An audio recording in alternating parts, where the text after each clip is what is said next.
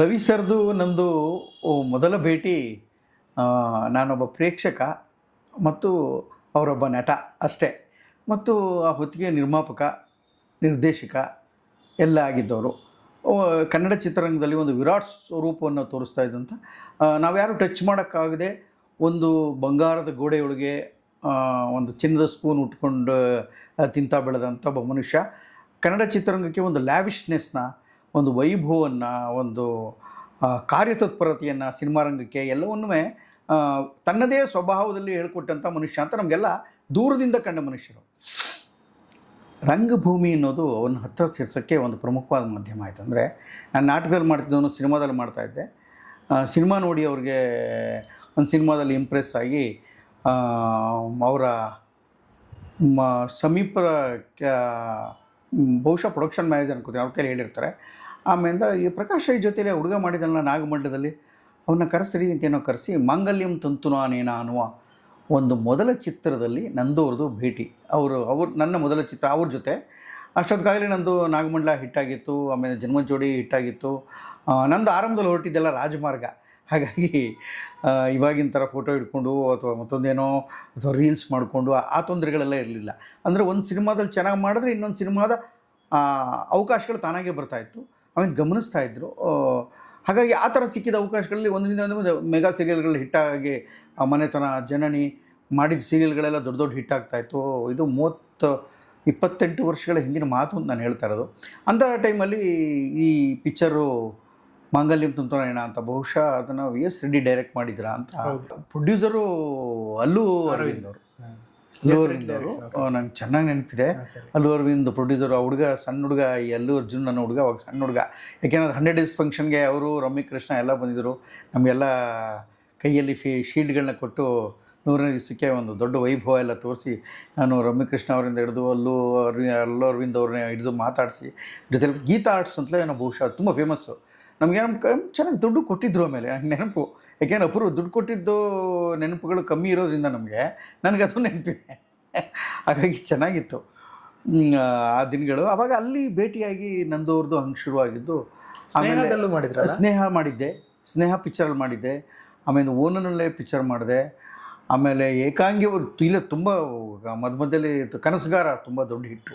ಹೌದು, ಆ ಟೈಮಲ್ಲಿ ನನಗೆ ಒಂದು ದೊಡ್ಡ ಮೊಟ್ಟೆ ತಿನ್ನೋ ಸೀನಿಂದ ಹಿಡಿದು ದೇವಸ್ಥಾನದಲ್ಲಿ ನಾವು ಗಂಟೆ ಕಾಲಿಗೇನೋ ಸಿಗಾಕೊಳ್ಳೋದು, ಹಿಂಗೇನೇನೋ ದೇವ್ರ ಮೂರ್ತಿನೇ ಕದ್ಕೊಂಡು ಗಣೇಶದಿಂದ ಓಡ್ಬರೋ ಸೀನ್ಗಳು ಇವತ್ತಿಗೂ ಅದು ಟ್ರೋಲು ಆಗ್ತಾನೆ ಇರುತ್ತೆ. ಇವತ್ತಿಗೂ ಅದನ್ನು ನಾನು ಅದರಲ್ಲಿ ಡೆಲ್ಲಿನ ಹೊಡೆದಾಕಿದ್ದಾರೆ ಅಂತ ನಾನು ಇವನ ಬಗ್ಗೆ, ಟೆನಿಸ್ ಕೃಷ್ಣ ಬಗ್ಗೆ ಮಾತಾಡೋದನ್ನೆಲ್ಲ ಹುಡುಗರು ಅವಾಗ ಬಳಸ್ತಾ ಇರೋದು. ಇವತ್ತಿನ ಯೂತ್ಸ್ ಬಳಸ್ತಾ ಇರ್ತಾರೆ ರೀಲ್ಸ್ ಥರ ಮಾಡಿ ಅದನ್ನ. ಹಾಗಾಗಿ ಒಂದು ಕಾಲದಲ್ಲಿ ಚೆನ್ನಾಗಿದ್ದಂಥ ಇದದು. ಆಮೇಲೆ ಕೂಡ ಅನೇಕ ಒಳ್ಳೊಳ್ಳೆ ಪಿಕ್ಚರ್ಗಳು ಅವ್ರು ಮಾಡ್ತಾಯಿದ್ದಾಗ ಮಾತುಕತೆ ಚರ್ಚೆ ಎಲ್ಲ ಆಗ್ತಾಯಿತ್ತು. ಆಮೇಲೆ ವಜ್ರೇಶ್ವರಿಯಿಂದ ಅವ್ರು ಪಿಕ್ಚರ್ ಮಾಡೋದೇ ಕಮ್ಮಿ ಮಾಡಿದ್ರು. ಆ್ಯಕ್ಚುಲಿ ತುಂಬ ಕಮ್ಮಿ ಆಗೋಗಿತ್ತು. ಅಷ್ಟೊತ್ತಿಗಾಗಲೇ ಅವರು ಸುಸ್ತಾಗಿದ್ದರು, ತುಂಬ ಪಿಕ್ಚರ್ಗಳು ಮಾಡಿ ದುಡ್ಡು ಕಳ್ಕೊಂಡಿದ್ರು. ಆಮೇಲಿಂದ ಭಾಳ ನೇರ ಸ್ವಭಾವ ಆದ್ದರಿಂದ, ಭಾಳ ಮುಕ್ತವಾದಂಥ ಮನೋಭಾವ ಇಟ್ಕೊಂಡು ಮಾತಾಡ್ತಾ ಇದ್ರಿಂದ ಸಿನಿಮಾ ರಂಗ ಸ್ವಲ್ಪ ತೊಡ್ಕೊಳ್ಳೋದು ಕಷ್ಟ. ಆದರೂ ಅವ್ರನ್ನ ಇಡೀ ಕರ್ನಾಟಕ ಸ್ವಲ್ಪ ಪ್ರೀತಿಯಿಂದ, ಕರುಣೆಯಿಂದಲೇ ನೋಡ್ತಾ ಇತ್ತು. ಅಂದರೆ ಪಾಪ ತುಂಬ ಸಿನಿಮಾಗೋಸ್ಕರನೇ ಕಳ್ಕೊತಾನೆ. ಯಾಕೆಂದ್ರೆ ಅದು ಬಿಟ್ಟು ಅವ್ರಿಗೆ ಏನೂ ಗೊತ್ತಿರಲಿಲ್ಲ. ಇವತ್ತೇನು ಆದರೆ ದೊಡ್ಡ ದೊಡ್ಡ ಪಿಕ್ಚರ್ ಆಗಿದೆ, ಭಾಳ ಅದ್ಭುತವಾದ ವಿಶೇಷವಾದ grandeur films, spectacular films Kannada ಒಟ್ಟು ಭಾರತೀಯ ಚಿತ್ರರಂಗದಲ್ಲಿ ಆಗಿದೆ ಅನಿಸುತ್ತೆ. ಅದರಲ್ಲೆಲ್ಲ ಕಮರ್ಷಿಯಲ್ ವ್ಯಾಲ್ಯೂ ತಂದುಕೊಟ್ಟವರು ರವಿಚಂದ್ರನ್ ಅಂತ ಹಿಂದಿಯ ಭಾಳ ದೊಡ್ಡ ದೊಡ್ಡ ಡೈರೆಕ್ಟರ್ಗಳೆಲ್ಲ ಹೇಳ್ತಾರೆ. ಹೇಳಿದ್ದನ್ನು ಅವ್ರು ಬರೆದಿದ್ದನ್ನು ನಾನು ಓದೀನಿ, ನಾನು ಅದನ್ನು ಕೇಳಿಸ್ಕೊಂಡಿದ್ದೀನಿ. ಅವ್ರು ಮಾತುಗಳಿಲ್ಲ. ಕನ್ನಡದಲ್ಲಿ ಒಬ್ಬರು ರವಿಚಂದ್ರನ್ ಅಂತಿದ್ದಾರೆ ಅಂತ. ಆಮೇಲೆ ಇಂಡಿಯಾದ ಅನೇಕ ಸೂಪರ್ ಸ್ಟಾರ್ಗಳು ಇರುತ್ತೆ ಇದ್ದರು. ಶಾಂತಿ ಕ್ರಾಂತಿ ಅಂತವ್ರು ಮಾಡೋ ಆ ಕಾಲದಲ್ಲೇ ನಾವೇನು ಇವತ್ತು ಏನೋ ಎಲ್ಲ ಭಾಷೆಗೂ ಮಾಡೋಕ್ಕೆ ಒಂದು ಪಿಕ್ಚರ್ಗಳನ್ನ ಹೇಳ್ಕೊಂಡು ತಮಿಳಲ್ಲಿ ಮಾಡ್ತೀವಿ, ತೆಲುಗು ಮಾಡ್ತೀವಿ, ಹಿಂದಿ ಮಾಡ್ತೀವಿ, ಪ್ಯಾನ್ ಇಂಡಿಯಾ ಅಂತಲ್ಲ. ರವಿ ಸರು ಆಗಲೇ ಪ್ಯಾನ್ ಇಂಡಿಯಾ ಮಾಡಿದರು. ರಾಜ್ಕುಮಾರ್ ಅವರು ಮೊದಲನೇ ಪಿಕ್ಚರ್ದ ಪ್ಯಾನ್ ಇಂಡಿಯಾ ಹಂಗೆ ನೋಡಿದ್ರು ಪಾಪ. ವೆಂಕಟಪ್ಪನೇ ಪ್ಯಾನ್ ಇಂಡಿಯಾ 3-4 ಭಾಷೆಯಲ್ಲಿ ಆಗಿತ್ತು, ಬೇರೆ ಬೇರೆ ಇದರಲ್ಲೆಲ್ಲ. ಅದುವೇ ದೊಡ್ಡ ಸಕ್ಸಸ್ ಕೂಡ ಆಗಿತ್ತು. ಹಾಗಾಗಿ ಆವಾಗಲೇ ಎಲ್ಲ ಶುರುವಾಗಿತ್ತು. ಅರ್ಥಗಳು ಬೇರೆ ಬೇರೆ ಇತ್ತು, ಕಮರ್ಷಿಯಲ್ ವ್ಯಾಲ್ಯೂಸ್ ಎಲ್ಲ ಬೇರೆ ಬೇರೆ ಇರ್ತಾಯಿತ್ತು. ಆಮೇಲೆ ಆಡಿಯೋದಲ್ಲಿ ಒಂದು ದೊಡ್ಡ ಇತಿಹಾಸ ನಿರ್ಮಾಣ ಮಾಡ್ಬೋದು ಅಂತ ಹೇಳ್ಕೊಟ್ಟವರು ರವಿಚಂದ್ರನು. ಆಮೇಲೆ ಚಿತ್ರದಲ್ಲಿ ಜನಸಾಮಾನ್ಯರು ಬಳಸುವ ಭಾಷೆಯನ್ನು ಹಂಸಲೇಖರ ಮೂಲಕ ಧ್ವನಿಪೂರ್ಣವಾಗಿ ಬಳಸಿ ಅದಕ್ಕೆ ಕಾವ್ಯಾತ್ಮಕವಾದ ಒಂದು ಗೇಯತೆಯನ್ನು ಸೃಷ್ಟಿ ಮಾಡಿ ಅದಕ್ಕೆ ಲಯ, ಸಂಗೀತ ಜ್ಞಾನ ಎಲ್ಲ ತುಂಬ ಚೆನ್ನಾಗಿ ಸೃಷ್ಟಿಸೋವಂಗೆ ಮತ್ತು ಇವತ್ತು ಜನ್ರೇಷನ್ ಏನಿದೆ, ಇವತ್ತು ಜಿ ಅಂತೀವಲ್ಲ, ಅವತ್ತು ಆ ಥರದ್ದು ಏನೋ ಇತ್ತಲ್ಲ, ಅದಕ್ಕೆ ತಕ್ಕಂತ ರಿಯಾಕ್ಟ್ ಮಾಡೋಂಗೆ ಹಾಡುಗಳನ್ನೆಲ್ಲ ಮಾಡ್ತಾ ಇದ್ದವರು.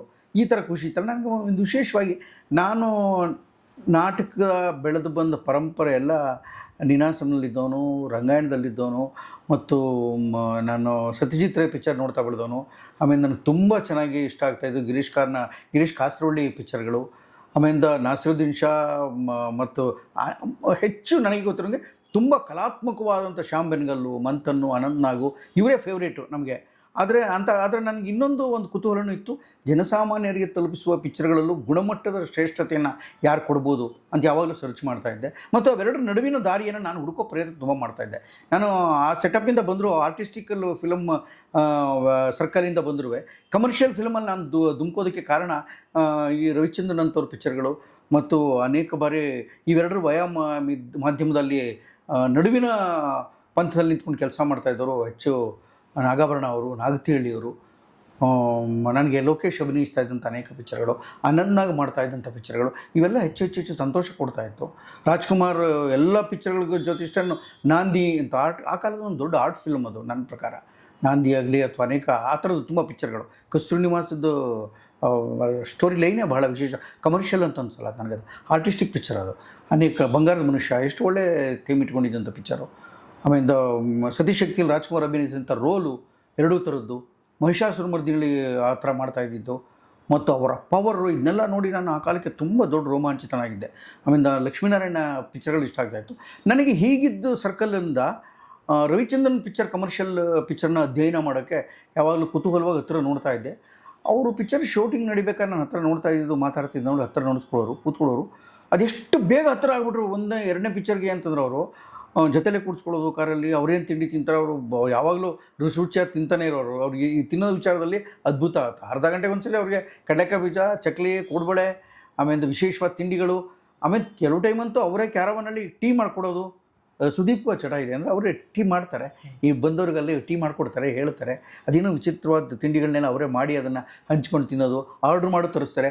ರುಚಿ ಕಮ್ಮಿನೇ ತಿಂದರು, ರುಚಿಯಾದನ್ನ ಒಳ್ಳೇದನ್ನು ತಿನ್ನಬೇಕು ಅಂತ ಬಯಸೋಂಥ ಟೀ ಮಾಡ್ತಾರೆ ಅಂತ ಫಸ್ಟ್ ಟೈಮ್ ಕೇಳಿದ್ದು ನಾನು. ಇಲ್ಲ, ತುಂಬ ಚೆನ್ನಾಗಿ ಮಾಡ್ತಾರೆ ರವಿ ಸರ್.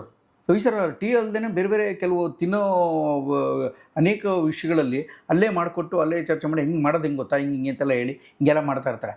ಆದರೆ ಅವ್ರು ಹೆಚ್ಚು ದೇಹದ ಹಸಿವಿಗಿಂತ ಜಾಸ್ತಿ, ದೇಹದ ರುಚಿಗಿಂತ ಜಾಸ್ತಿ ಮನಸ್ಸಿನ ರುಚಿ, ಮನಸ್ಸಿನ ಹಸಿವಿಗೆ ಹೆಚ್ಚು ವಿರಾಟ್ ಸ್ವರೂಪದ ಕಣ್ಮನ ತಣಿಸುವ ಮತ್ತು ಇಡೀ ಜೀವನವನ್ನು ಸದಾ ಸಂಭ್ರಮಿಸುವ ಮತ್ತು ನೋವನ್ನು ಕೂಡ ನಗ್ನಗ್ತಾ ಹೇಳುವಂಥ ಅನೇಕ ವಿಷಯಗಳನ್ನು ತಮ್ಮ ಸಿನಿಮಾದಲ್ಲಿ ಕಲರ್ಫುಲ್ಲಾಗಿ, ವರ್ಣಮಯವಾಗಿ ಹೇಳಬೇಕು, ವರ್ಣಮಯವಾಗಿ ಬದುಕಬೇಕು ಅನ್ನೋದು ಅವು ಏನು ಜೀವನ, ಅದನ್ನು ಅವ್ರು ಚಿತ್ರದಲ್ಲಿ ತೋರಿಸುವಂಥ ಪ್ರಾಮಾಣಿಕವಾದ ಪ್ರಯತ್ನ ಮಾಡಿದ್ದಾರೆ ಅವರು.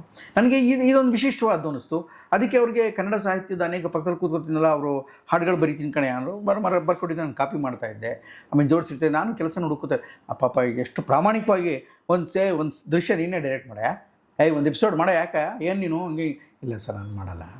ಸಿನಿಮಾ ನಿರ್ದೇಶನ, ಟಿ ವಿ ನಿರ್ದೇಶನ ಇದು ಯಾವುದು ನನ್ನ ಆಯ್ಕೆ ಅಲ್ಲ ಸರ್. ನಾನು ಆ್ಯಕ್ಟ್ ಮಾಡ್ತೀನಿ, ವಾಪಸ್ ಹೋಗಿ ನನ್ನ ಊರಿನಲ್ಲಿ ನಾನು ನಾಟಕನ ಕಲಿಸ್ತಾ ಅಲ್ಲಿ ನಾನು ಡೈರೆಕ್ಟ್ ಮಾಡ್ತೀನಿ. ಏನೇ ನೀನು ಅಂತನವರು ತುಂಬ ಬೈತಾಯಿದ್ರು, ತುಂಬ ಅಂತಾಯಿದ್ರು. ಆಳದಲ್ಲಿ ಪ್ರೀತಿ ಇದ್ದಿದ್ದು ಗೊತ್ತಾಗ್ತಾಯಿತ್ತು.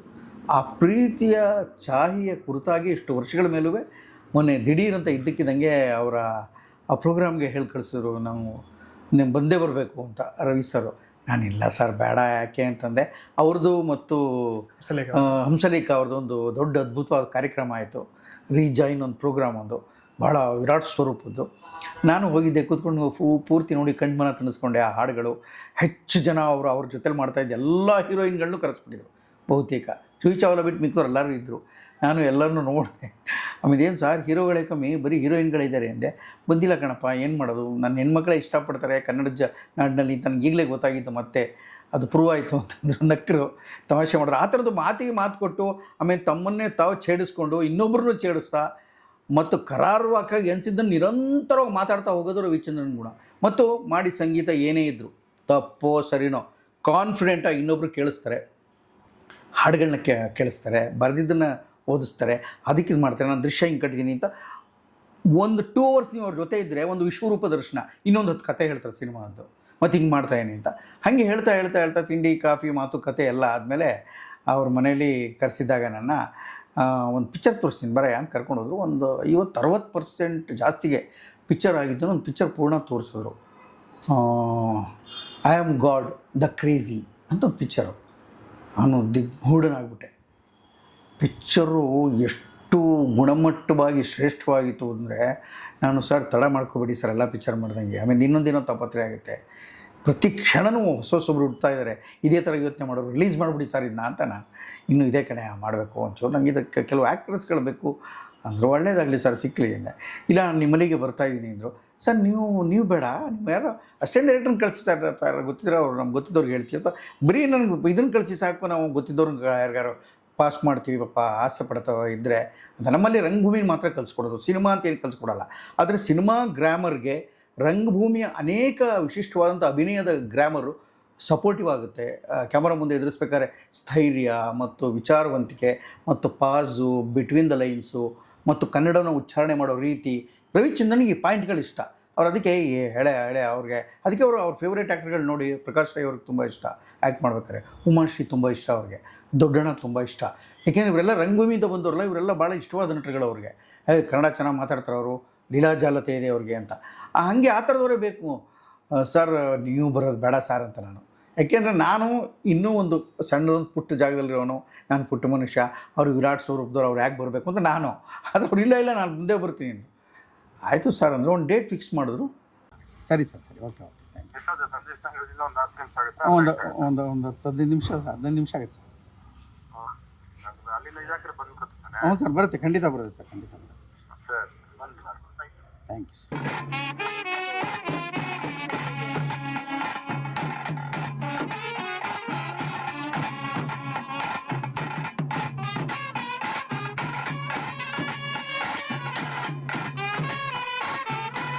ಟೈಮ್ಗೆ ಅವ್ರ ಕಪ್ಪು ಕಾರಲ್ಲಿ ರಪ್ ಅಂತ ಬಂದೇ ಬಿಟ್ಟರು. ನಮ್ಮ ಹುಡುಗರಿಗೆ ನಾವು ಹೇಳಿದ್ದು ಇವತ್ತು ಬರೋ ಚಾನ್ಸ್ ಇದೆ ರವಿ ಸರ್ ಅಂತ ಬಂದರು. ಒಂದು 15-20 ನಿಮಿಷ ಅವರು ಯಾರ್ಯಾರು ಏನೇನು ಮಾಡ್ತಾಯಿದ್ದಾರೆ ಅಂತ ಒಂದು ಅರ್ಧ ಗಂಟೆಯಲ್ಲಿ ಒಬ್ಬೊಬ್ರದ್ದು ಹೆಸರು, ಅವ್ರ ವಯಸ್ಸು, ಅವ್ರ ವಿಳಾಸ, ಅವ್ರು ಏನು ಮಾಡ್ತಾರೆ, ಅವ್ರ ಚಟುವಟಿಕೆಗಳೇನು ಅಂದ್ಬಿಟ್ಟು ಅವ್ರಿಗೆಲ್ಲ ಒಂದು ಟಾಸ್ಕ್ ಕೊಟ್ಟರು. ಈ ಥರ ನೀವು ಒಂದು ಕಾಸ್ಟ್ಯೂಮ್ ಹಾಕ್ಕೊಂಡು ನಂಗೆ ಒಂದು ವೀಡಿಯೋ ಮಾಡಿ ಕಳಿಸ್ಕೊಡೋಕ್ಕಾಗತ್ತೆ ಅಂತ. ಎಲ್ಲರೂ ಸಂತೋಷದಿಂದ ಅವ್ರು ಒಪ್ಕೊಂಡ್ರು. ಒಂದು 30-35 ಜನ ಇದ್ದರು, ಬೇರೆ ಬೇರೆ ವಯಸ್ಕರು ಎಲ್ಲರೂ. ಅವರು ಇನ್ನೊಂದು ಜನಕ್ಕೆ ಬರೋದು ಗೊತ್ತಾಗಲಿ, ಅವ್ರು ಆಮೇಲೆ ಕಳಿಸ್ಕೊಟ್ರು. ನನಗೆ ಆಗಲಿ ರಂಗಭೂಮಿಯವ್ರನ್ನ ಆಯ್ಕೆ ಮಾಡ್ತೀನಿ ಅಂತ ಅವ್ರಿಗೆ ಅನ್ನಿಸ್ತಲ್ಲ, ಅದು ಸಂತೋಷ ಆಯ್ತು ನನಗೆ. ಆಗಲಿ ಬಿಡಿ ಅಂತ ಸುಮ್ಮನಾದೆ. ಆಮೇಲೆ 1-2 ಗಂಟೆಗಳ ಕಾಲ ಪೂರ್ಣ ಕೂತ್ಕೊಂಡು ನಾನು ಮಾತಾಡಿಸ್ದೆ, ಹೇಗೂ ಬಂದಿದ್ದೀರಿ ಸರ್, ದಯವಿಟ್ಟು ನಿಮ್ಮ ಅನುಭವನ ಹಂಚ್ಕೋಬೇಕು ನಮ್ಮ ಹುಡುಗರುಗಳಿಗೆ. ಅಂದರೆ ನೀವು ಮೊದಲು ಆರಂಭದಲ್ಲಿ ಶುರು ಮಾಡಿದಂಥ ರವಿಚಂದ್ರನು, ಮಧ್ಯದಲ್ಲಿ ಸೋತು ಗೆದ್ದ ರವಿಚಂದ್ರನು, ಆಮೇಲೆ ಮತ್ತೆ ಪೂರ್ಣ ಸೋತ ರವಿಚಂದ್ರನು, ಈಗ ಮತ್ತೆ ಗೆಲುವಿನ ಮೆಟ್ಲಲ್ಲಿ ಟಿ ವಿ ಮುಂದೆ ಕೂತ್ಕೊಂಡು ಎಲ್ಲರಿಗೂ ಒಂದು ವಿಶೇಷವಾದಂಥ ಫಿಲಾಸಫಿಕಲ್ ಹೇಳುವಂಥ ಒಬ್ಬ ಏನೋ ನಿಮ್ಮದೇ ಆದಂಥ ಒಂದು ಶಕ್ತಿಯನ್ನು ಅನುಭವದ ಸೆಲೆಯಿಂದ ಸೃಷ್ಟಿ ಮಾಡ್ತಾ ಹೋಗ್ತಾ ಇದ್ದೀರಲ್ಲ, ಅದನ್ನು ಹೇಳಬೇಕು, ಮಾತಾಡಬೇಕು ಅಂತ ಮನೋಜ್ಞವಾಗಿ 2 ಗಂಟೆಗಳ ಕಾಲ ಆಗು ಈಗೂ ಮುಂದೆಯೂ ಇರಬಹುದಾದಂಥ ಅಭಿನಯದ ಬೇರೆ ಬೇರೆ ವೈವಿಧ್ಯಮಯತೆಗಳು ಮತ್ತು ಒಬ್ಬ ನಟ ಬೇರೆ ಬೇರೆ ಟೈಮಲ್ಲಿ ರಿಯಾಕ್ಟ್ ಮಾಡಬೇಕಾದ ರೀತಿ, ಅವನ ಶ್ರದ್ಧೆ ಏನು, ಅವನ ಪ್ರೀತಿ ಏನು, ಒಂದು ಕ್ಯಾರೆಕ್ಟರ್ನ ಬಿಲ್ಡ್ ಮಾಡೋದು ಹೇಗೆ, ಮತ್ತು ಒಂದು ಶಾರ್ಟ್ನ ರಿಸೀವ್ ಮಾಡೋದು ಹೇಗೆ, ಸಿನಿಮಾಕ್ಕೂ ಬೇರೆ ಬೇರೆ ಗ್ರಾಮರ್ಗೂ ಮತ್ತು ನಾಟಕಕ್ಕೂ ಇರುವಂಥ ವ್ಯತ್ಯಾಸಗಳು, ಇದನ್ನೆಲ್ಲ ತುಂಬ ಚೆನ್ನಾಗಿ ಮಾತಾಡೋದು. ಮತ್ತು ಬಿಸ್ನೆಸ್ ಅಂದರೆ ಏನು, ಮತ್ತು ತಾನು ಎಲ್ಲಿ ಸೋಲ್ತಾ ಇದ್ದೀನಿ ಅದಕ್ಕೆ ನಿಜವಾದ ಕಾರಣಗಳೇನು, ತಾನು ಗೆಲ್ಲೋದಕ್ಕೆ ಏನೇನೇನೋ ಮಾಡಬೇಕಾಗಿದೆ, ಅದಕ್ಕೆ ಬೇಕಾದಂಥ ಬೆಂಬಲ ಏನು, ಎಲ್ಲ ಮಾತಾಡಿದ್ರು. ಮುಕ್ತವಾಗಿದ್ದರು ಅವರು, ಅದೇನು ಅದ್ರ ಬಗ್ಗೆ ಏನಿಲ್ಲ. ಆರಾಮಾಗಿ ಒಂದು ಮೆಟ್ಲ ಮೇಲೆ ಕೂತ್ಕೊಂಡು, ಹುಡುಗರೆಲ್ಲ ನೆಲದಲ್ಲಿ ಕೂತಿದ್ರು, ಚೇರ್ ಮೇಲೆ ಕೂತಿದ್ರು, ಇವ್ರು ಮಾತ್ರ ಒಂದು ಮೆಟ್ಲ ಮೇಲೆ ಕೂತ್ಕೊಂಡು ದೀರ್ಘವಾಗಿ ಮಾತಾಡಿ 2 ಗಂಟೆಗಳ ಕಾಲ ಪಟ್ ಅಂತ ಇದ್ದರು. ಸರ್ ನಾನು ಊಟ ಮಾಡ್ಕೊಂಡು ಹೋಗಿ ಸರ್ ಅಂದೆ. ಇಲ್ಲ ಸಾಕಣೆ, ನಾನು ಹೊಟ್ಟೆ ತುಂಬಿದೆ, ತುಂಬ ಸಂತೋಷ ಆಯಿತು ಅಂದರು. ಒಂದು ಹಾಡು ಕೇಳಿಸ್ದೆ, ನಟ ರಂಗಗೀತೆಗಳು ಅಂತ, ದಿಶಾ ರಮೇಶ್ ಹಾಡಿದ್ಲು, ಖುಷಿಯಾಯಿತು ಅವ್ರಿಗೆ.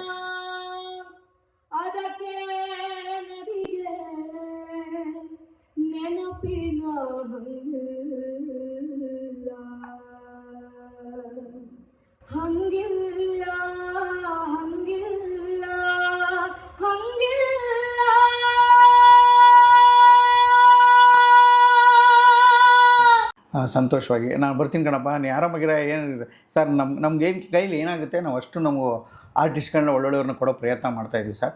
ಅದು ಬರೀ ಸಿನಿಮಾಕ್ಕೆ ಅಂತಲ್ಲ, T V, IAS, IPS, KS ಎಲ್ಲೇ ಹೋದರೂ ಜಗತ್ತನ್ನು ಅಭ್ಯಾಸ ಮಾಡೋ ಬಗ್ಗೆ ಎದುರಿಸೋ ಬಗೆಯನ್ನು ನಮ್ಮ ರಂಗಭೂಮಿ ಹೇಳ್ಕೊಡ್ತದನ್ನು ಅದನ್ನು ಪ್ರಾಮಾಣಿಕವಾಗಿ ಅವ್ರನ್ನ ಸಿದ್ಧತೆಗೊಳಿಸುವಂಥ ಕೆಲಸ. ಅಂದರೆ ಯಾರೋ PUC ಫೇಲ್ ಆಗಿಬಿಟ್ಟಿದ್ದಾರೆ, SLC ಚೆನ್ನಾಗಿ ಓದಿದ್ದಾರೆ, 99 ಮಾರ್ಕ್ಸ್ ತೊಗೊಂಡಿದ್ದಾರೆ, ಆದರೆ ಅವ್ರಿಗೊಂಥರ ಡಿಪ್ರೆಷನ್ ಇದೆ.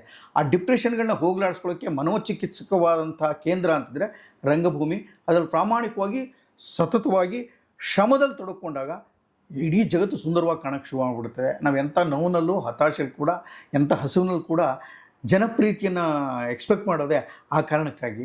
ಅದು ನಮಗೆ ಒಳ್ಳೆಯದನ್ನು ತೋರಿಸಿದೆ ರಂಗಭೂಮಿ ದಾರಿಯನ್ನು ಅಂತ. ಮೇಕಪ್ ಮಾಡಿಕೊಂಡು, ಕಾಸ್ಟ್ಯೂಮ್ ಹಾಕ್ಕೊಂಡು, ಪಬ್ಲಿಸಿಟಿ ಮಾಡಿಕೊಂಡು, ಲೈಟ್ ಕಟ್ಕೊಂಡು, ಸ್ಟೇಜ್ ಕಟ್ಕೊಂಡು ಪಾತ್ರವನ್ನು ಜನ ನಂಬೋ ಹಾಗೆ ತಿಳಿಸೋದು ಕೂಡ ಒಂದು ದೊಡ್ಡ ಸವಾಲಲ್ವ ಸರ್. ಅದನ್ನು ಮಾಡ್ತಾರೆ ಅಂತ. ಹೌದು ಕಣೆ, ನಾನು ಬರ್ತೀನಿ ಅಂತ ಎಲ್ಲರಿಗೂ ಗುಡ್ಲಾಕ್ ಒಳ್ಳೇದಾಗಲಿ ಅಂತ ಹೇಳಿದ್ರು. ಕಾರ್ ಹತ್ಕೊಂಡು ಅಂತ ಹೋದರು.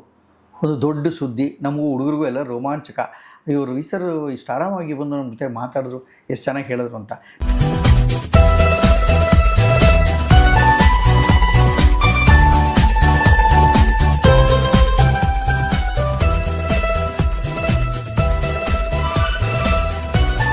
ರವಿ ಸರ್ ಬಗ್ಗೆ ನಮ್ಮ ಚಿತ್ರೋದ್ಯಮದವರ ಬೇರೆ ಬೇರೆ ಅನಿಸಿಕೆಗಳಿಗಾಗಿ ಲೋಕವೇ ಹೇಳಿದ ಮಾತಿದು. ಈ ಕಾರ್ಯಕ್ರಮನ ಎಲ್ಲರೂ ನೋಡಿ.